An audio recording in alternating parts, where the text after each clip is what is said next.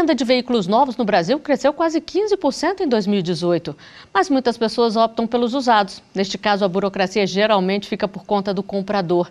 Tem gente que até recorre a um despachante, mas de qualquer forma, é bom saber quais são as exigências legais, até para não ser pego de surpresa e ter problemas no futuro. Antes de começar o nosso bate-papo de hoje, vamos ver onde esse tema se encaixa no artigo 5º. A Constituição Federal determina que ninguém pode ser obrigado a fazer ou deixar de fazer alguma coisa, a não ser em virtude de lei. A nossa lei maior também garante que é livre a locomoção no território nacional, podendo qualquer pessoa entrar, permanecer ou dele sair com seus bens. Para falar sobre a transferência de veículos, eu converso com Isabela Risotti, coordenadora de fiscalização do Denatran, Departamento Nacional de Trânsito, e com Anderson Gomes, advogado civil e especialista em legislação de trânsito. Obrigada por aceitar o nosso convite. Doutora Isabela, a Constituição diz que tem que ter lei para a gente ser obrigado a fazer ou deixar de fazer alguma coisa. Então, eu gostaria de saber qual é a lei que rege compra, venda e transferência de veículos. É o Código de Trânsito Brasileiro, que é a Lei Federal 9.503 de 97. O artigo 123 dessa lei, ele prevê que o comprador do veículo, ele tem um prazo de 30 dias para fazer a transferência do veículo que ele adquiriu. E já o artigo 134 prevê que o antigo proprietário, ele tem que fazer a comunicação no prazo também de 30 dias da venda do veículo. E tudo que se refere a veículos, então? Está aí nessa legislação. Isso, e o CONTRAN, por meio das suas resoluções, ele regulamenta os dispositivos do CTB. Tem uma resolução que é a 712 de 2017, que ele trata exatamente dessa comunicação eletrônica de venda de veículo. Ele regulamenta esses procedimentos.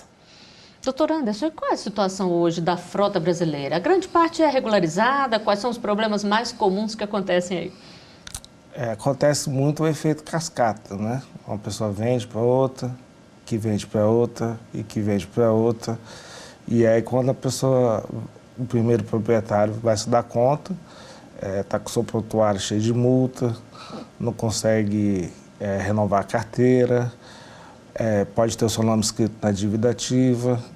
Então, uma série de fatores que tem que tomar cuidado antes de vender um veículo para terceiros. Pois era isso que eu ia perguntar para o senhor, quais são os problemas legais. Então, é muito problema, né? Muito. Tem que ficar bem atento. É ruim tanto para o comprador quanto para o vendedor. Por exemplo, teve um caso concreto que um cliente comprou o veículo e demorou de transferir para o seu nome.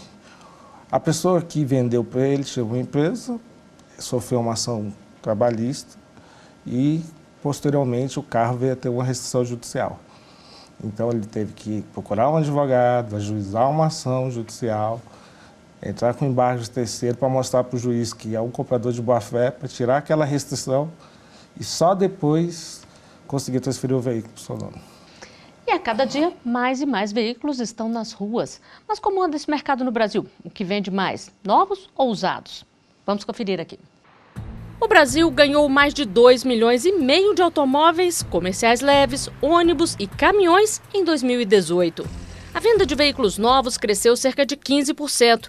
Já de usados e seminovos se manteve praticamente estável, com um pequeno aumento de 0,4%. Mesmo assim, este é um mercado onde os números são bem mais altos. No ano passado, foram comercializadas cerca de 14 milhões e 200 mil unidades. A cada dia, 57 mil veículos usados mudaram de dono. E a preferência tem sido pelos mais velhos, enquanto o segmento de seminovos, aqueles com até 3 anos de uso, teve uma queda de 52%, os usados considerados jovens, entre 4 e 8 anos, tiveram um crescimento de 27%. Os usados maduros, entre 9 e 12 anos, tiveram maior aumento de vendas, 46,5%. Doutor Anderson, quando a gente compra um carro novo, está tudo certinho ali, geralmente ele tem a garantia da empresa que está vendendo. Mas quando é um carro usado, como que o novo proprietário, o futuro proprietário deve proceder? Para evitar cair num golpe, ter algum problema, ele tem como consultar o carro para ver se ele não é alienado, se não é roubado? É muito comum as pessoas fazerem essa busca perante o Detran. Então, perante o Detran, você vai ver se há alguma restrição judicial, alguma restrição administrativa, se há débitos no veículo, dá para você ver se o carro ainda está alienado, não foi quitado perante o banco. Mas é importante fazer também nos órgãos de transporte das cidades, coisa que ninguém faz. Por exemplo, aqui em Brasília a gente tem um DF-Trans. Você pode procurar o DF-Trans, dar a placa do veículo e pedir o histórico, para saber se aquele veículo já foi usado, por exemplo, para utilização de transporte pirata. É uma dica que fica que quase ninguém Essa eu não sabia, por exemplo. Exatamente. E ele falou da questão de multas, doutora Isabela. A multa fica vinculada ao veículo? Sim, a multa fica vinculada ao veículo e não ao proprietário. Então, por exemplo, se a pessoa não se atenta para isso que o doutor Anderson falou e compra um carro que está com multa ali, ela vai ter que pagar antes de transferir, é isso? Sim, sim. Se ela quiser fazer transferência, ela vai precisar quitar todos os débitos existentes sobre o veículo. Agora, hoje em dia, um leque de pessoas tem possibilidade de comprar um veículo com isenção de alguns impostos. Se essa pessoa compra o veículo com essa isenção e precisa revender, quer mudar o carro, por exemplo, quanto tempo ela tem que esperar? Qual é o procedimento? Esse benefício ele se aplica para os veículos até 70 mil, né? Então, abrange as pessoas com deficiência física e algumas doenças específicas. E aí tem que aguardar a carência de 2 anos para poder revender o bem. E se ela vender antes desse prazo? Aí ela tem que quitar os impostos? Exatamente. Ela vai perder o benefício que ela havia adquirido anteriormente. Agora, doutora Isabela, falando de transferência de forma geral, a gente já falou aqui de algumas peculiaridades. Se a pessoa comprou o carro e quer transferir, o que ela tem que fazer? Qual é o passo a passo?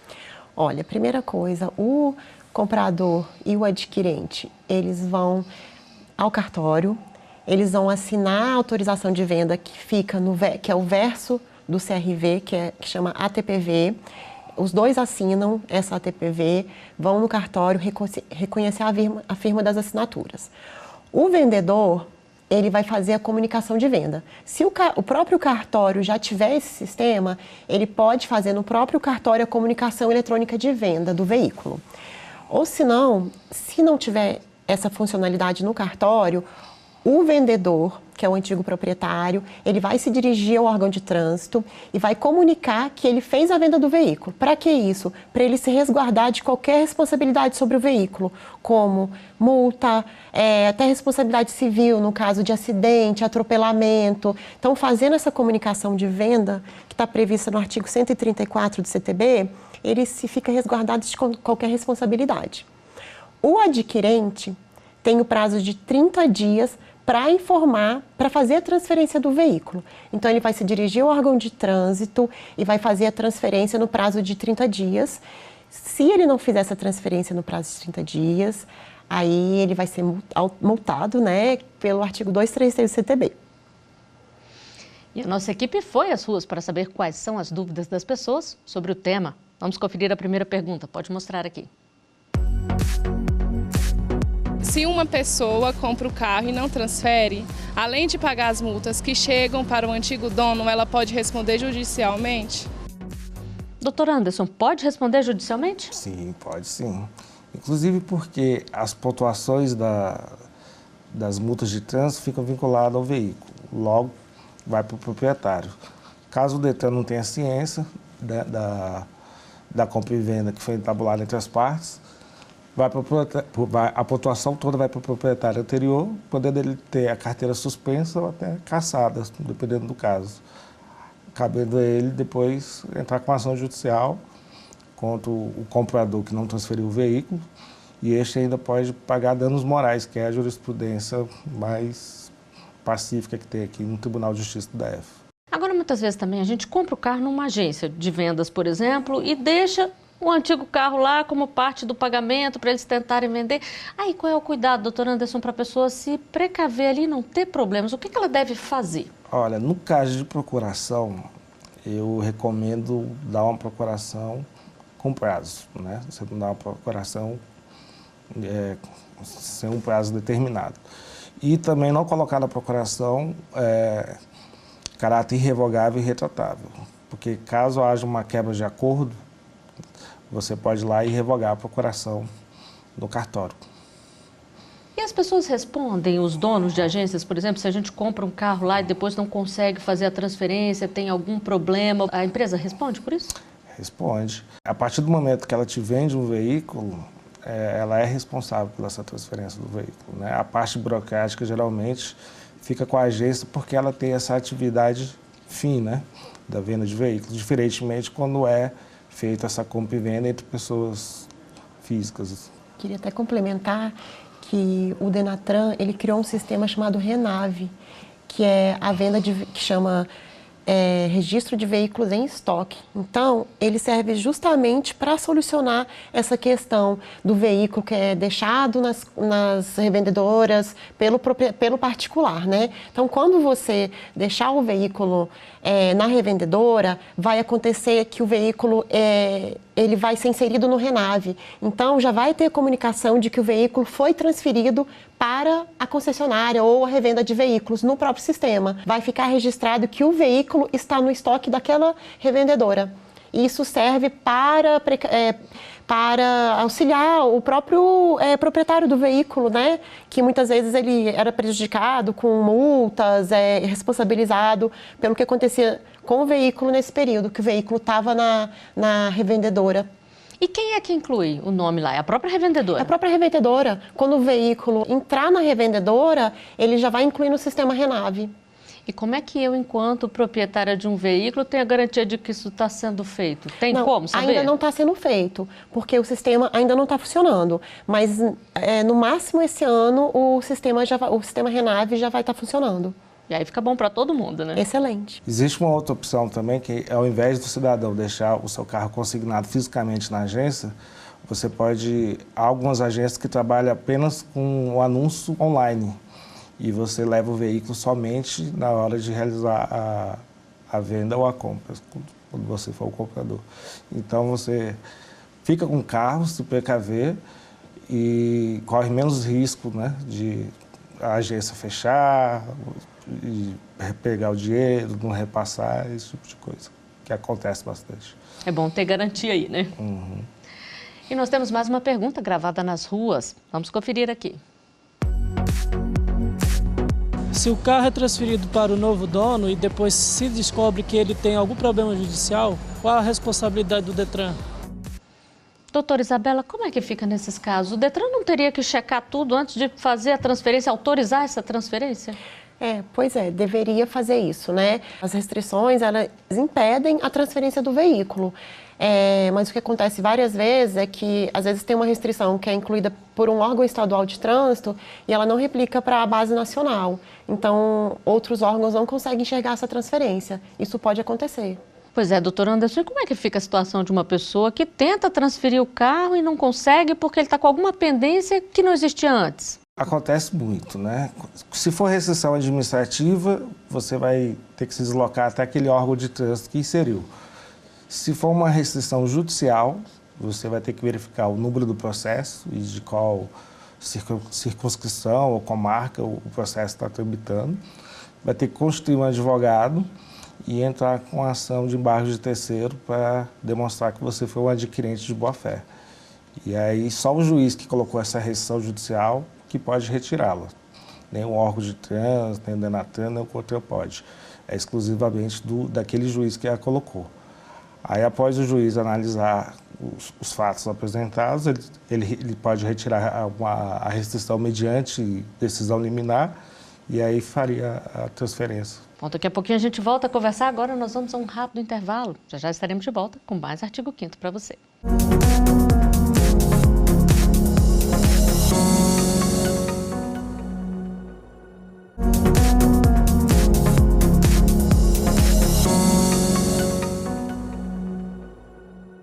O Artigo 5º está de volta. No programa de hoje a gente fala sobre transferência de veículos.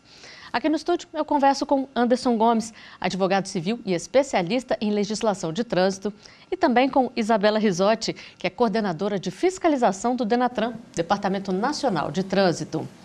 E nós temos mais uma pergunta gravada nas ruas para ser respondida pelos nossos convidados. Vamos conferir aqui. Como é feita a transferência de um veículo comprado fora do Brasil? Doutora Isabela, como é que fica nesses casos? Primeiro, eu tenho que esclarecer que é proibido você importar um veículo usado. Então, você só pode importar veículos novos. As exceções a essa lei são o caso de o corpo diplomático e no caso de veículo de coleção, que são os veículos com mais de 30 anos. Aí, nesse caso, é possível você importar um veículo usado. Agora, se você já é proprietário de um veículo e você vem para o Brasil com esse veículo, você tem que seguir as normas aduaneiras, ou se for necessário, você pegar alguma autorização de trânsito ou alguma autorização da NTT para circular com esse veículo aqui no Brasil. Pois é, bastante burocrático isso, né? A pessoa tem que se dirigir à Receita Federal, ter uma autorização para ter a licença de importar. Depois ela tem que se dirigir novamente ao IBAMA, por causa do índice de poluentes, né, para ver se está adaptado às normas que são exigidas no Brasil. E depois ainda o Denatran. Então são 3 tipos de licenças diferentes, bastante burocrático para uma pessoa conseguir importar um veículo fora. Isso no caso da pessoa fazer por ela mesma, porque, por exemplo, se ela compra numa empresa aqui um veículo que é importado, aí a própria concessionária, vamos dizer assim, já resolve. Exatamente. Agora, a doutora Isabela falou uma coisa interessante, o caso de carros de colecionadores. Se a pessoa tem um carro de colecionador, como é que ela faz para transferir? É uma transferência normal, mesmo que ele seja importado ou não? Como é que funciona nesses casos? O primeiro passo, ela vai ter que provar que faz parte desse clube de colecionador, um grupo, né? Aí, só após, mediante documentação probatória, que vai ser analisado pelos órgãos para autorizar a compra de importação de veículos usados por caso de coleção. E nós vamos à última pergunta das ruas. Pode mostrar aqui. Quando a pessoa transfere o carro de estado, ela tem que trocar a placa? Doutora Isabela, como é que funciona? É preciso ou não trocar a placa ou depende? Então, depende, né? Tem estados que já implementaram a nova placa, que é a placa Mercosul. São 7 estados que já implementaram a placa Mercosul. Nesses estados, a resolução que regulamenta a placa Mercosul, se a pessoa, nos casos de transferência de propriedade e município, ela precisa fazer a troca da placa. Nos estados onde não foi implementada a placa Mercosul ainda, quando o proprietário do veículo for fazer a transferência de município, não há necessidade de trocar a placa. Basta trocar aquela tarjeta que tem o nome do município na placa. Isso também, se for de um estado para o outro, basta aquela tarjeta, se não houver essa questão da placa do Mercosul? Sim, sim. Doutor Anderson, e no caso, por exemplo, do carro mudar de função? Vamos supor que a pessoa comprou um carro ali que era um táxi ou era um carro oficial. Como é que funciona? Porque a placa é de cor diferente, né? Como é que fica nesses casos? Vai ter que procurar o órgão de trânsito responsável, geralmente é o Detran, e pedir a troca de categoria do veículo. Mas aí o carro pode ser vendido normalmente e transferido normalmente? Exato. Mediante autorização do órgão, sim. E você, acha muito burocrática a transferência de um veículo? Nós vamos conferir as opiniões que ouvimos nas ruas. Pode mostrar aqui. Eles impedem muita coisa, sabe? Pede uma coisa, pede outra, assinatura de um, assinatura de outro. Aí complica muito. Você tem muitos trâmites, assim, muitas formalidades legais para concretizar essa passagem da posse, né, a propriedade, no caso, do bem imóvel. O problema não é nem tanto, por exemplo, a documentação. O problema é quando você chega no Detran, né? Vou falar sinceramente, o atendimento do Detran é muito lento, muito burocrático, entendeu? É uma coisa atrás da outra. Poderia ser uma coisa mais fácil, mais útil para a gente. Para comprar é uma maneira só, mas na hora para transferir tem uma coisa, tem outra, e sempre vai dificultando a gente. Eu acho um pouco burocrático, sim, a questão de ir no cartório, fazer aquele reconhecimento todo e ainda pagar. Eu acho um pouco burocrático, sim. Bom, a gente viu aí que as pessoas reclamam bastante da burocracia. Tem como melhorar, doutor Anderson, ou ela é necessária até para garantir tanto a segurança de quem compra quanto a segurança de quem vende? Pois é, o que acontece? A transferência de bem imóvel, ela se dá pela entrega da coisa, né, que se chama tradição. Então, a partir do momento da entrega do veículo, você já passa a ser o proprietário. Só que, perante os órgãos legais, o Detran, Secretaria de Fazenda, eles não sabem dessa transação que foi efetuada entre as partes. Então, é aí que entra a parte burocrática da situação. Porque com essa compra do veículo, vai envolver impostos, infrações, penalidades, né? Se a pessoa estiver respondendo alguma coisa perante o Detran, vai ter que mudar o endereço. E todas as responsabilidades civil, criminal, advindas da compra do veículo. Então, é necessária essa parte burocrática, mas pode melhorar alguma coisa. E de que forma que pode melhorar? Olha, a gente vem caminhando um sistema eletrônico, né? Até os recursos administrativos do DETRAN, DR, começaram a ser digitalizados. Há um sistema novo que eles estão aderindo, que chama-se SEI. Então, acredito que a tendência é que tudo, entre alguns anos, passe a ser eletrônico e com menos burocracia. E tem sido feitas ações, doutora Isabela, para poder garantir aí essa agilidade? Porque muitas vezes as pessoas reclamam, né, que demoram até conseguir fazer uma vistoria, uma transferência de um veículo. O que tem sido feito para poder melhorar esse sistema? Ano passado foi publicada a Lei de Desburocratização, que é a Lei 13.726, e o Denatran está fazendo uma revisão de todas as suas normas para poder adequar a lei de desburocratização. Por exemplo, quando você vai fazer a transferência do veículo, o proprietário e o adquirente eles têm que ir no cartório, reconhecer a firma, e esse reconhecimento de firma perante ou um servidor no DETRAN, ou funcionário do cartório, é isso que está sendo examinado para poder se adaptar à nova lei que foi editada, né? Então, o Denatran está revendo as resoluções para poder aplicar essa lei.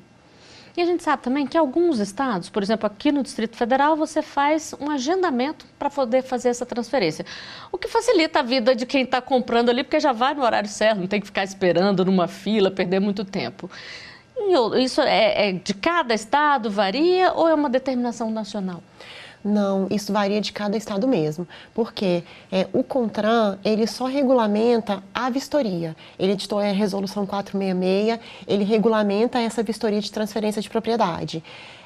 Mas vai depender de cada estado a questão da realização da vistoria. Na resolução do CONTRAN, tem a previsão de que essa vistoria pode ser feita pelo órgão de trânsito ou ela pode ser feita por empresas privadas credenciadas pelos órgãos de trânsito. Então, cada órgão vai ter seu procedimento próprio, as empresas também vão ter seu procedimento próprio. O Denatran, ele só regulamenta a vistoria em si. Doutor Anderson, e se a pessoa, por exemplo, ela agendou uma vistoria e ela não vai poder ir pessoalmente, ela pode constituir um procurador, por exemplo, para fazer isso por ela? Qual é o procedimento legal para isso? Pode, acontece muito no caso de despachante, né? Tomar as providências. As pessoas gostam, muita gente acaba terceirizando esse tipo de procedimento porque leva tempo, né, perante o DETRAN. E se, por exemplo, você não procura um despachante, mas você teve um problema, quer que algum parente ou algum amigo vá lá fazer isso para você? Pode também? O que tem que ser feito? Aí, só mediante procuração, realizada em cartório, concedidos poderes específicos para esse ato. Aí fica tudo certinho. Exatamente.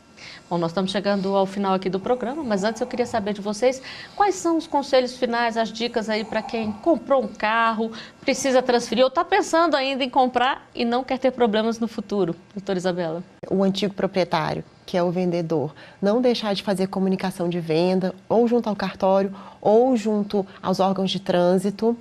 E o novo proprietário fazer a transferência do veículo no órgão de trânsito, no prazo de 30 dias.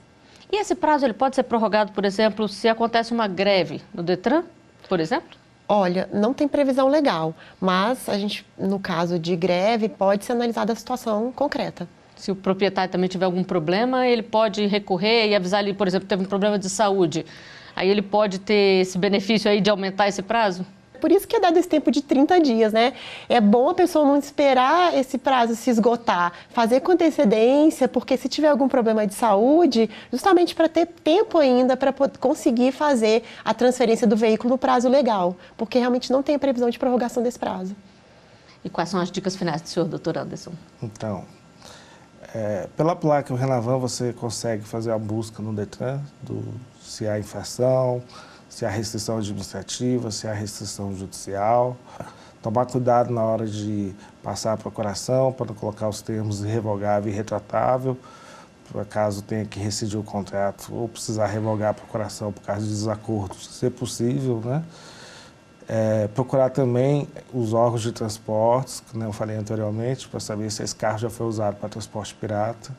Você pode solicitar mediante o histórico da placa que eles fornecem e seguir os ditames da lei, né? O Código de Trânsito prevê o passo a passo, tanto para o comprador quanto para o vendedor.